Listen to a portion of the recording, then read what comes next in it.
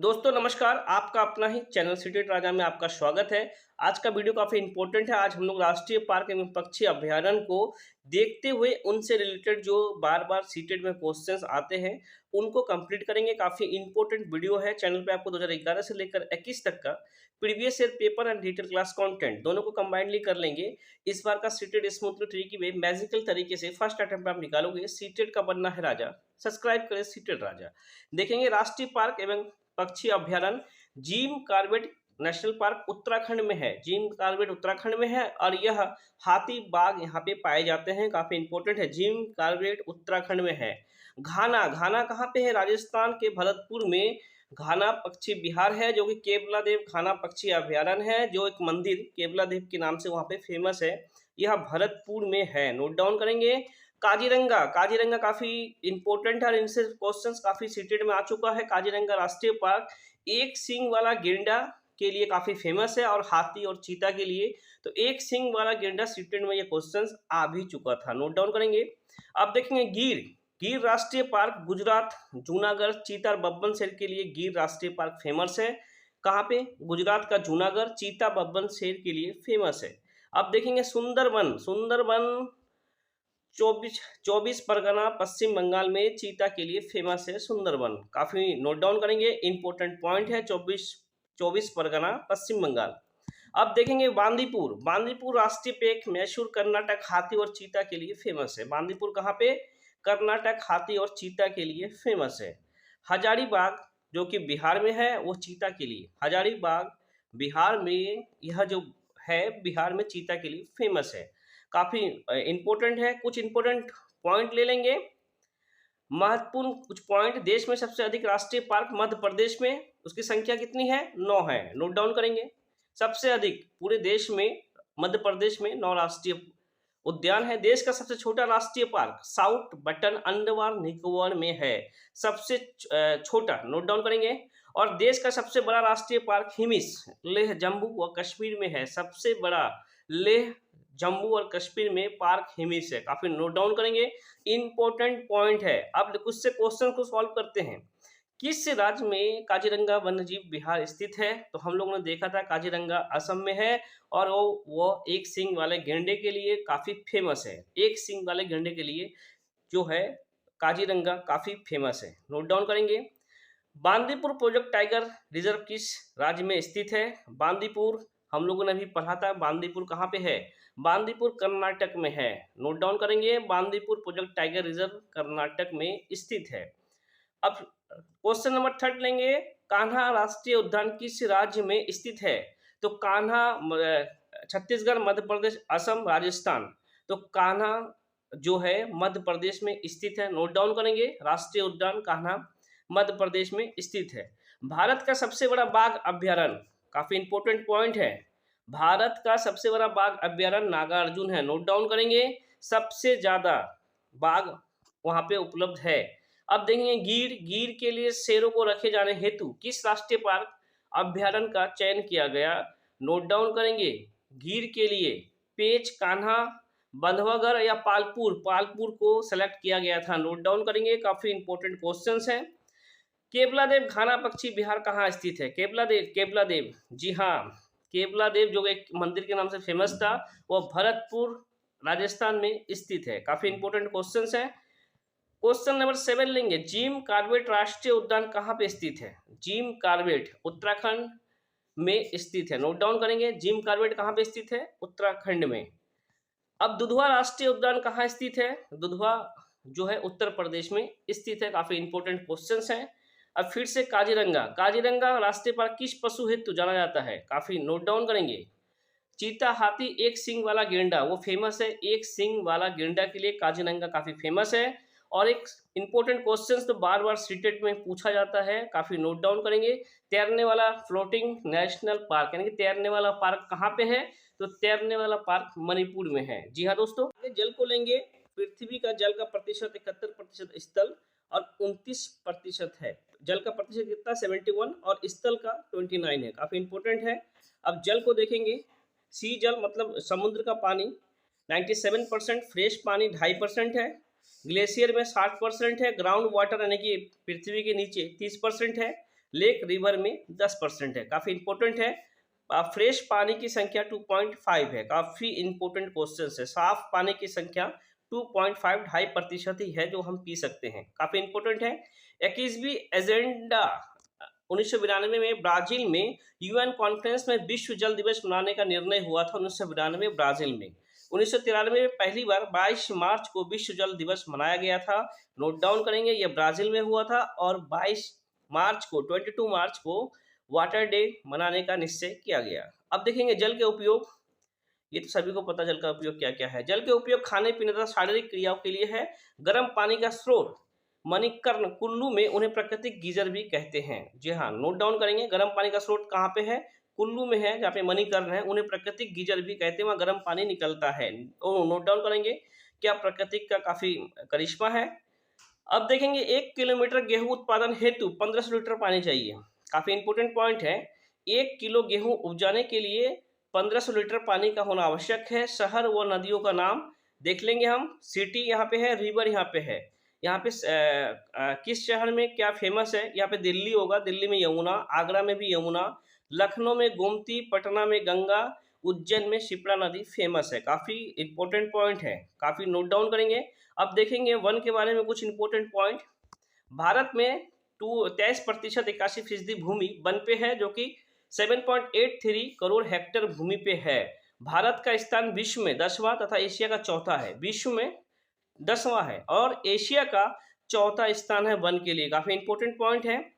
अब देखेंगे बारिश, बादल कैसे क्या करते हैं। बारिश बादल संघनन के बाद बरसते हैं, बादल संघनन के बाद बरसते हैं। नोट डाउन करेंगे, यह संघनन का प्रक्रिया है। ये तो आप लोग बचपन में भी पढ़े होंगे कि सूर्य का ताप ये है, ये एक्सप्लेन मुझे करने की जरूरत नहीं है, टाइम टेकन। आगे चेक करते हैं, बारिश आने पे इंद्रधनुष दिखाई देता है, जो कि सूर्य की विपरीत दिशा में दिखता है। नोट डाउन करेंगे, सूर्य के विपरीत दिशा में दिखता है। इंद्रधनुष के 7 रंग होते हैं। फलत अपवर्तन, परावर्तन व प्रकाश विक्षेपण का निरूपण करता है। और काफी इंपोर्टेंट पॉइंट है, सूर्य के विपरीत इंद्रधनुष देख रहे होंगे, यह दिखता है, काफी इंपोर्टेंट है। अधिक बारिश से बाढ़, भूस्खलन व मृदा अपरदन होता है। बारिश से भूजल स्तर ऊपर आ जाता है, जीवों को पौधे में चेतना का संचार होता है। टांका, आंगन में पक्का गड्ढा बनाकर जल संग्रह करते, इसे हम टांका कहते हैं। यह देख सकते हैं, इसे हम टांका कहते हैं। ये सीटेट में आ भी चुका था, आंगन के बीच एक गड्ढा करके पानी को स्टोर करके यूज करते, ये राजस्थान के अंदर फेमस है। अब पंचायत, भीमसंग कर्नाटक के होलगुंडी गांव की पंचायत नाम है, जिसका बच्चों को भी शामिल किया गया इस पंचायतों में। यहाँ बच्चे भी शामिल है। भीमसंग कर्नाटक के होलगुंडी गांव की पंचायत का नाम है। नोट डाउन करेंगे।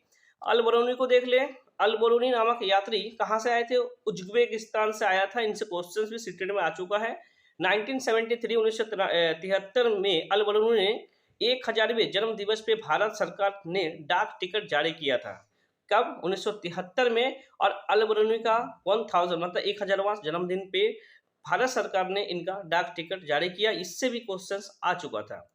अब देखेंगे, अल बरूनी ने लिखा, तालाब के चबूतरे बड़े बड़े पत्थरों और लोहे के कुंडे और सीढ़ियां जोड़कर बनाए जाते थे। इन तालाबों में भीड़ को परेशानी नहीं होती थी, क्योंकि चढ़ने उतरने का रास्ता अलग अलग होता था इन तालाबों में। काफी इंपॉर्टेंट है, अल बरूनी ने अपने किताब में लिखा था, काफी इंपॉर्टेंट है, और उन्होंने तालाबों के बारे में काफी चर्चा भी किया था।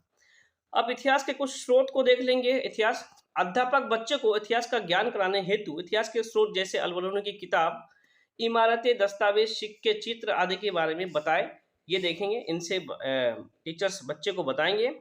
अब देखेंगे जल के स्रोत। पुराने समय में मुसाफिर हेतु पानी प्याऊ मशक, कुआं व बावड़ियों से मिलता था। ये क्वेश्चंस भी आ चुका सीटेट में। प्याऊ, मशक, कुआं, बावड़ियों से यह मिलता था। बावड़ी देखिए नीचे ऐसे ऐसे नीचे उतरने वाले होता था। आप प्याऊ, इससे प्याऊ है, ये जो देख रहे हैं इससे प्याऊ है, इससे पानी लोगों को पिलाए जाते थे। तरुण भारत संघ, इनसे कुछ पॉइंट देख लें, काफी इंपॉर्टेंट पॉइंट। तरुण भारत संघ नाम संस्था ने दरकी माई के प्रयास से तालाब बनवाकर गांव में पानी की समस्या को खत्म की थी। ये दरकी माई है, इन्होंने गांव में तालाब बनाकर पानी की समस्या को खत्म किया। अब देखेंगे घनत्व, काफी इंपॉर्टेंट है। नींबू सादे पानी में डूबता है, नमकीन पानी में तैरता है घनत्व के कारण। ये क्वेश्चंस सीटेड में आ भी चुका है। काफी इंपॉर्टेंट क्वेश्चन है। यदि वस्तु का घनत्व जल के घनत्व से कम होगा, नोट डाउन करेंगे, यदि वस्तु का घनत्व जल के घनत्व से कम होगा तो वो तैरेगी। यदि वस्तु का आयतन से ज्यादा पानी विस्थापित करेगा तो भी वो तैरेगी। काफी इंपॉर्टेंट है। अब देखेंगे मृत सागर, डेड सी, मृत सागर सबसे नमकीन पानी। 1000 मिलीलीटर में 300 ग्राम नमक मृत सागर में हम लेट भी सकते हैं, क्योंकि यहाँ पे 300 ग्राम पानी ही पानी है। रेत इतना है कि हम तैर भी सकते हैं, वो मृत सागर है। अब देखेंगे वाष्पित, इनसे कुछ क्वेश्चंस।